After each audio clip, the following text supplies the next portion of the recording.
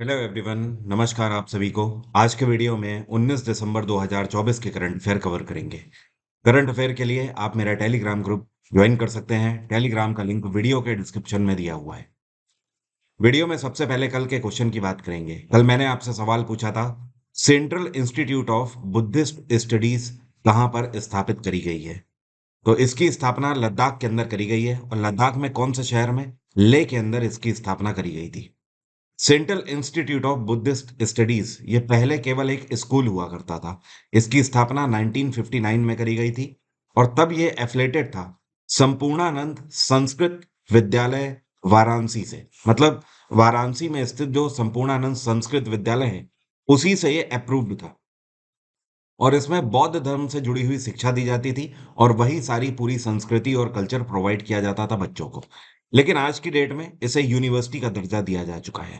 तो जो इसका प्रसार है वो काफी बड़े लेवल पर हो चुका है। और जो पहले स्कूल हुआ करता था वो अब एक्सपेंड होकर हो गया है एक यूनिवर्सिटी। और यहाँ पर केवल भारत ही नहीं, नेपाल के मूल से भी बहुत सारे स्टूडेंट्स आज भी पढ़ने के लिए आते हैं। तो सही आंसर है लद्दाख। जिन लोगों ने भी लद्दाख आंसर किया था उनके आंसर सही है। अब शुरू करेंगे आज के करंट अफेयर।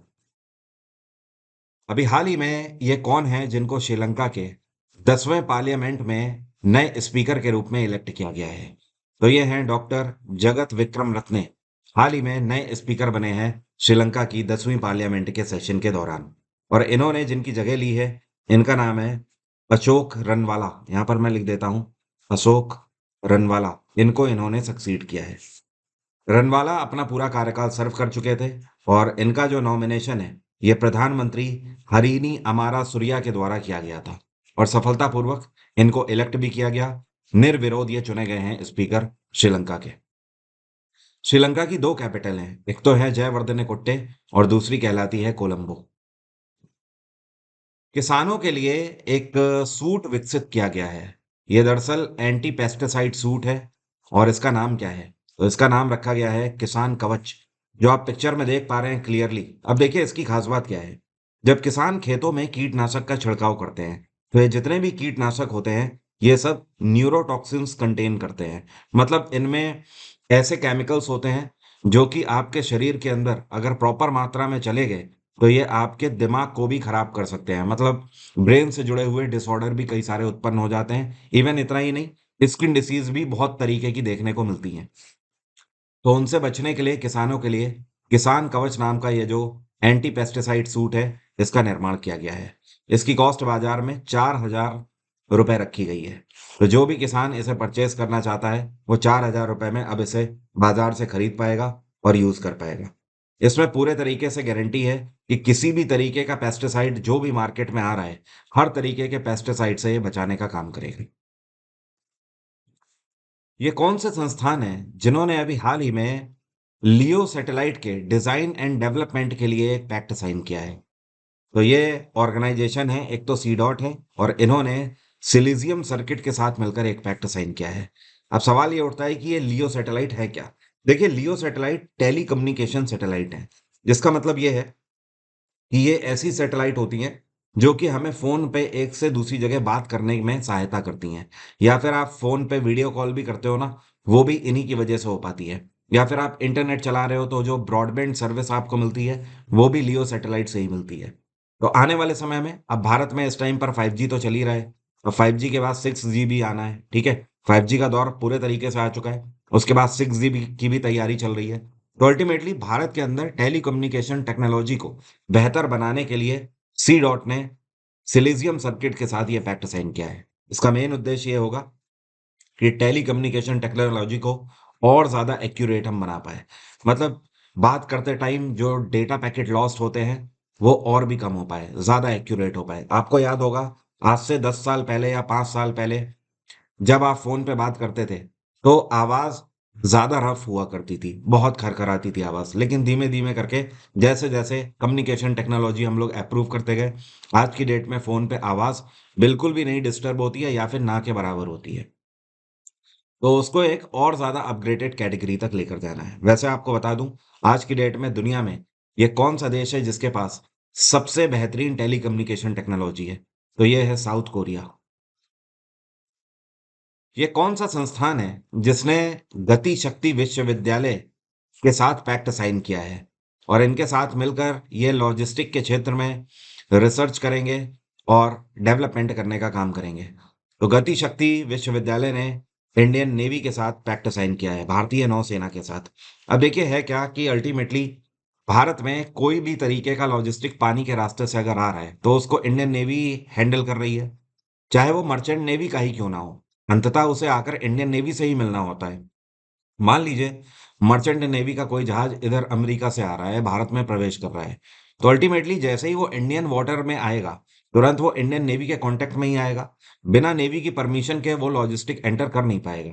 इसी वजह से इंडियन नेवी के साथ ये पैक्ट साइन किया गया है। इसका मेन उद्देश्य ये होगा कि लॉजिस्टिक के क्षेत्र में और बेहतर मानक बनाए जा सकें, जिससे कि मरीन हैबिटेट जो है, मतलब पानी में रहने वाली जो लाइफ्स हैं, जैसे कि मछलियां हो गए और जीव जंतु हो गए, वो सब भी सुरक्षित रहे और लॉजिस्टिक्स के लिए बेहतर प्रबंधन किए जा सके। क्योंकि आज की डेट में बहुत बार ऐसा होता है कि खराब वेदर होता है पानी में या समुद्र में, तो उसकी वजह से बहुत सारे कंटेनर्स भी लूज हो जाते हैं। तो इन सारी चीजों को बेहतर बनाने के लिए यह पैक्ट साइन किया गया है। गति शक्ति विश्वविद्यालय भारत सरकार के अंतर्गत आता है। इसके वाइस चांसलर मनोज चौधरी और इंडियन नेवी के वाइस एडमिरल दीपक कपूर के बीच में पैक्ट साइन किया गया है। इंटरनेशनल माइग्रेंट्स डे कौन से दिन मनाया जाता है? हिंदी में बोलते हैं अंतर्राष्ट्रीय प्रवासी दिवस। यह दिवस हर वर्ष 18 दिसंबर को मनाया जाता है। कल के दिन यह दिवस मनाया गया। इस बार 2024 की इसकी थीम रही honouring the contribution of migrants and respecting their rights. इस दिवस को मनाने के पीछे का उद्देश्य ये है कि दुनिया भर में ऐसे लोग जो कि जिन्हें मजबूरी के चलते अपना शहर, अपना घर, अपना देश छोड़कर दूसरी जगह पर बसना पड़ता है, तो दूसरे देशों की ये जिम्मेदारी होनी चाहिए कि वो उनके राइट्स का ध्यान रखें, उनकी रिस्पेक्ट का ध्यान रखें। अल्टीमेटली ये है तो ह्यूमन बीइंग ही, और कोई भी व्यक्ति अपना घर छोड़ना नहीं चाहता अपनी मर्जी से, उसके हालात उसका घर छुड़वा देते हैं। तो पहली बार ह्यूमन राइट्स की बात माइग्रेंट्स के लिए यूनाइटेड नेशन जनरल असेंबली के द्वारा 1960 में करी गई थी और यह दिवस पहली बार साल 2000 में मनाया गया था। तब से लेकर आज तक हर वर्ष 18 दिसंबर को यह दिवस मनाया जाता है। ये कौन है जिनके द्वारा किसानों के लिए एक क्रेडिट गारंटी स्कीम लॉन्च करी गई है? तो ये है प्रहलाद जोशी। और आप जानते हैं प्रहलाद जोशी इस टाइम पे कौन सा मिनिस्टर हैं?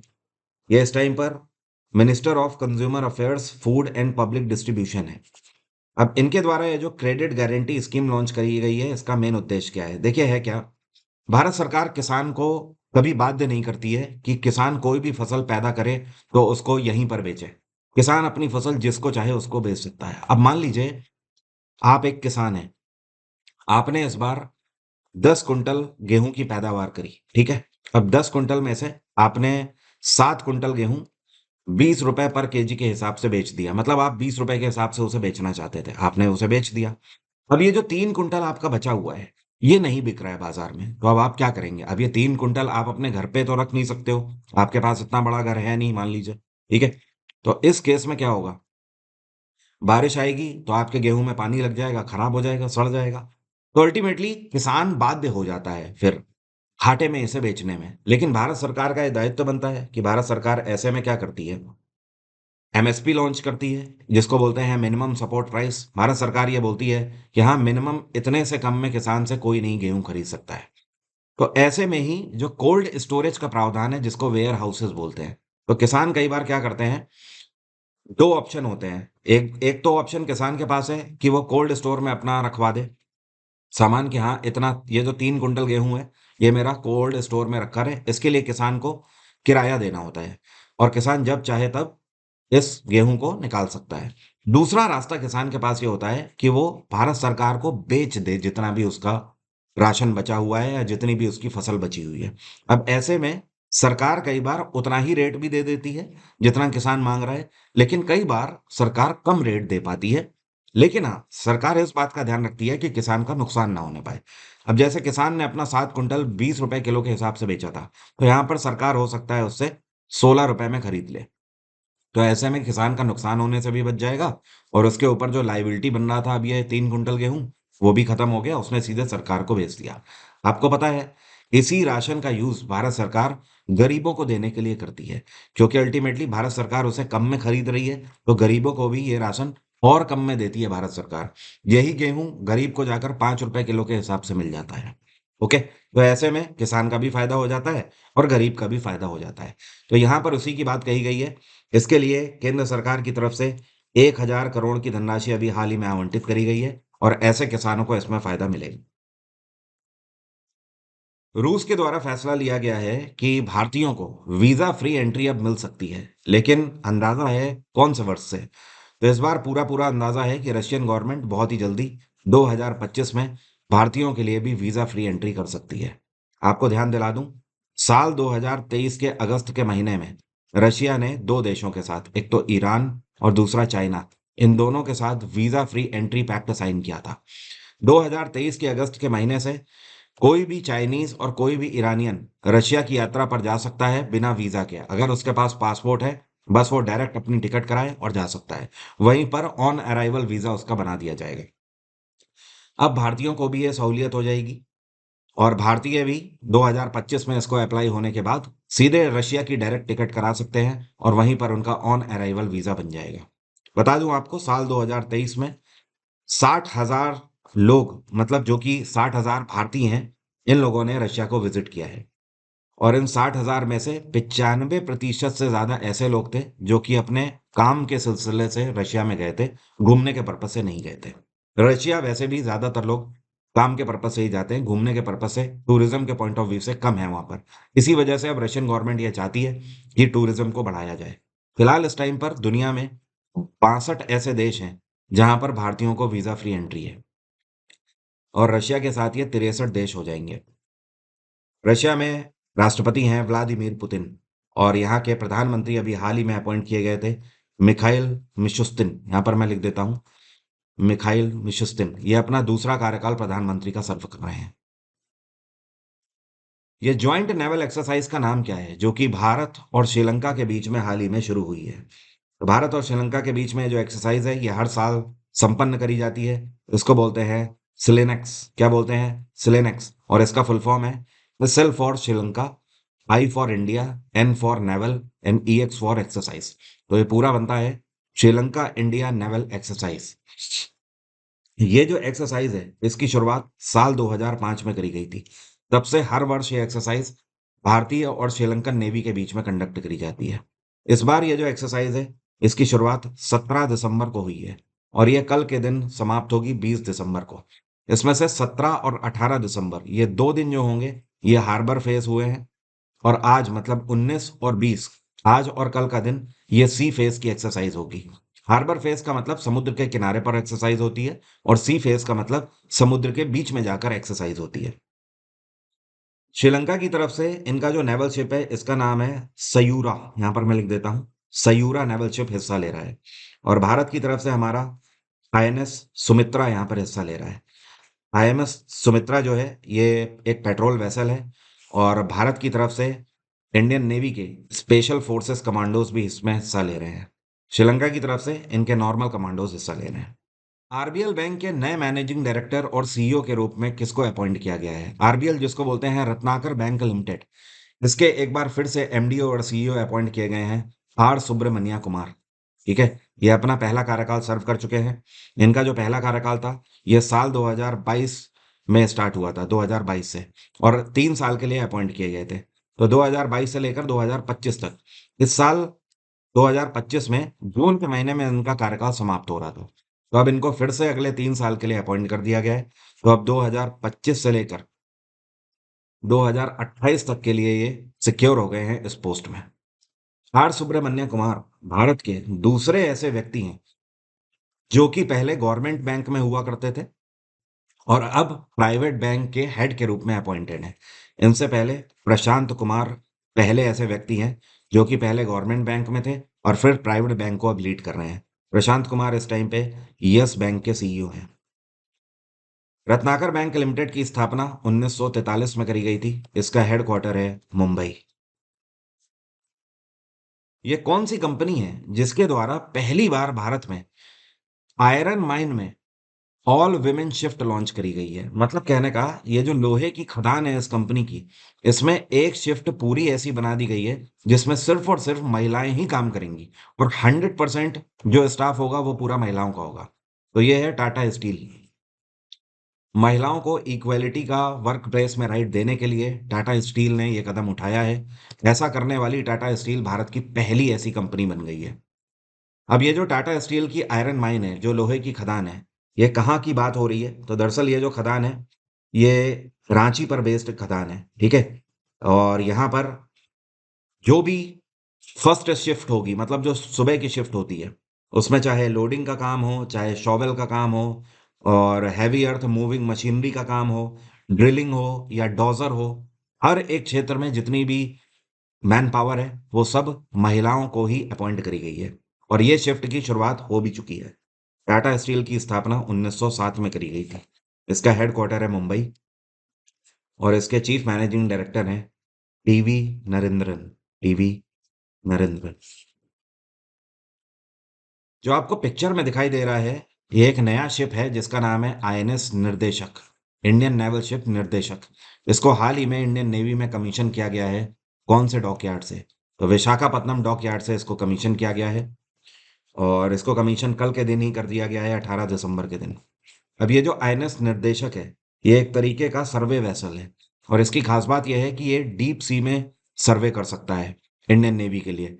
मतलब समुद्र में गहरे पानी में जाकर ये सर्वे करेगा भारतीय सबमरीन्स के लिए और दूसरे आईएनएस के लिए जो कि अटैकिंग क्षेत्र से आते हैं।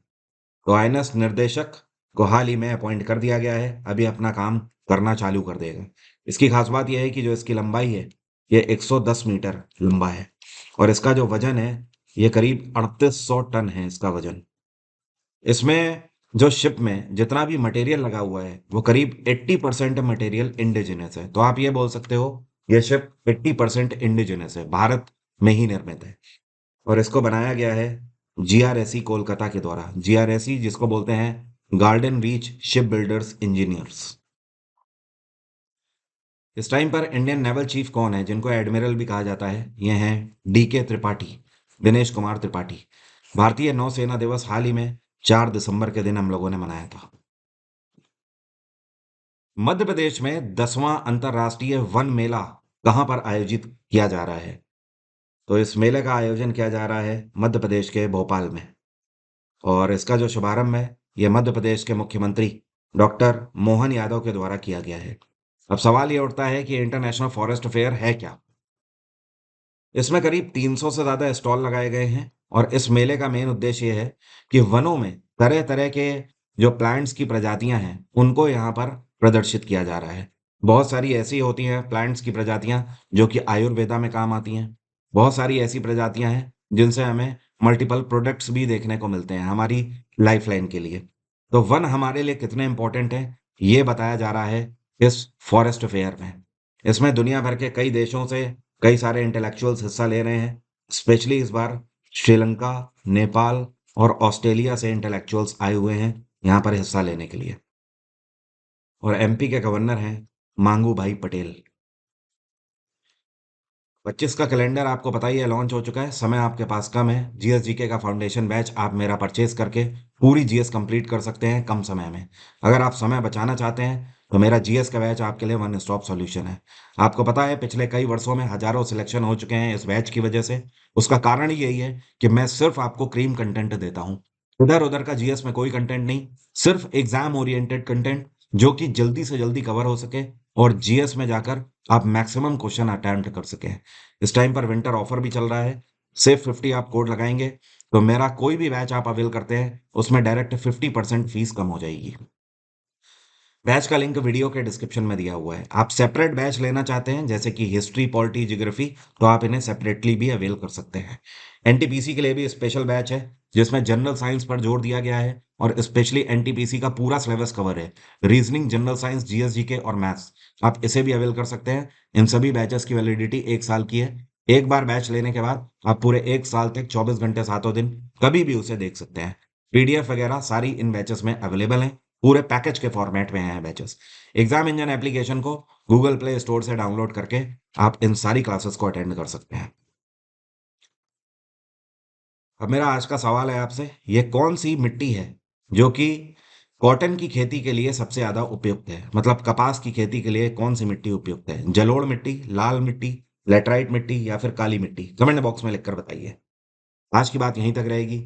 Thank you so much. Have a nice day. Take care. Bye bye. आपका दिन मंगलमय हो। किसी भी गवर्नमेंट एग्जाम को क्लियर करने के लिए कोई भी स्टूडेंट ऑन एन एवरेज 1000 से 1500 क्वेश्चन कवर करके जाता है, लेकिन वो सारे स्टूडेंट सिर्फ एवरेज ही रह जाते हैं, क्योंकि जो एग्जाम निकालने वाले स्टूडेंट हैं उनको एक तरीके से सिस्टमैटिक फॉर्मेट में सारे क्वेश्चन कवर करने होते हैं। जैसे कि कम से कम पिछले 3 से 5 सालों के PYQs आपको कवर करने होंगे। साथ में आपको ये पता होना चाहिए कि किस टॉपिक से कितने क्वेश्चन पिछले कितने सालों में और कौन से एग्जाम में पूछे गए हैं। ये किताब मैंने लॉन्च करी हुई है अपनी 2 साल की मेहनत के बाद। इस किताब में आप देख सकते हो 8900 से ज्यादा प्रीवियस ईयर क्वेश्चन मैंने कवर किए हुए हैं। साथ में आप ये भी देखिए कि मैंने यहां पर ये भी आपको बताया है इस किताब में कि किस टॉपिक से किस डेट में एसएससी के किस एग्जाम में कौन कौन सा क्वेश्चन पूछा गया है, और वो हर एक क्वेश्चन सॉल्यूशन के साथ दिया गया है। करीब 9000 क्वेश्चन की वजह से इस किताब का आप वेट भी देख पा रहे हो, काफी ज्यादा है। लेकिन हाँ, आज की डेट में कंपटीशन इतना बढ़ चुका है कि अगर आपको कोई भी वनडे एग्जाम निकालना है